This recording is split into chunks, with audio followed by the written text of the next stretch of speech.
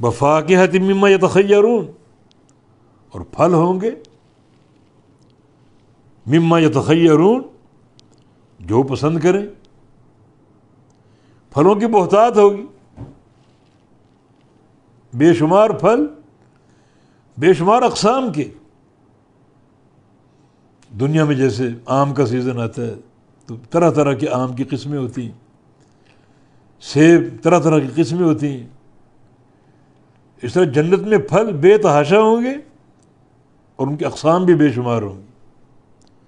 تو جو پسند کرو، ہر چیز موجود ہے وافر، جو چاہو کھاؤ، جو چاہو پسند کرو. اور جنت کے میوے، ان کا حصول دو صورتوں سے ہوگا. ایک تو جو وہ خواہش کریں گے وہ پھل ان کے سامنے موجود ہوگا. انگور کی خواہش انگور آ گیا، سیب کی خواہش سیب آ گیا، آم کا موڈ ہے آم آ گیا، موجود ہوگا سامنے. اور بعض اوقات ایک انسان توڑ کر کھانے میں لذت محسوس کرتا ہے.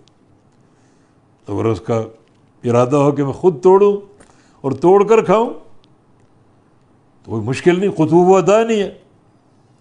جنت کے جو پھل ہیں اس کے خوشے بالکل قریب ہوں گے، تختوں پر ٹیک لگا کر خوشہ آپ کے سامنے آ جائے گا، خود توڑو اور کھاؤ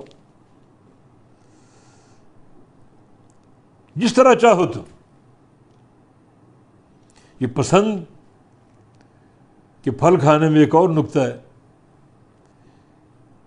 عام جو کھانا آپ کھاتے ہیں برتن میں، کئی لوگ کھا رہے ہوں تو سامنے سے کھانا چاہیے،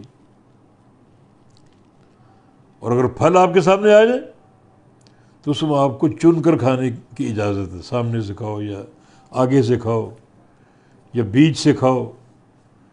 کوئی عمدہ پھل نظر آئے تو آپ وہاں ہاتھ بڑھا کر وہ لے سکتے ہیں، کھا سکتے ہیں. جیسے ایک سینی میں سیب رہے ہیں، آم رکھے ہیں، کیلے رکھے ہیں، تو یہ نہیں کہ آپ نے اپنے آگے سے کھانا ہے. جس پھل کی رغبت ہو، جس پھل کی خواہش ہو، اپنا ہاتھ بڑھا کر آپ وہ لے سکتے ہیں، اٹھا سکتے ہیں. نبی علیہ السلام کے سامنے ایک بندے نے پہلے کھانا آپ نے کھلایا اس کو ام سلمہ کے گھر میں، وہ سرید تھا، ایک ہی طرح کا کھانا. تو وہ شخص چن چن کے کبھی آگے سے، کبھی اور آگے، کبھی وسط طعام سے وہ کھا رہا تھا.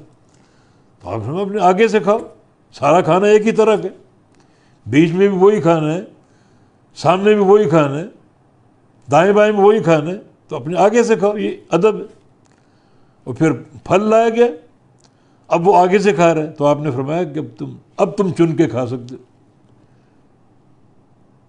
تو اس میں یتخیرون میں جو پھل جو پسند کریں وہ ان کو دستیاب ہوگا. توڑ کے کھانا چاہیں توڑ کے کھا لیں، اور خواہش ہو تو وہ پھل خود آپ کے سامنے آ جائے گا، پیش کر دیا جائے گا.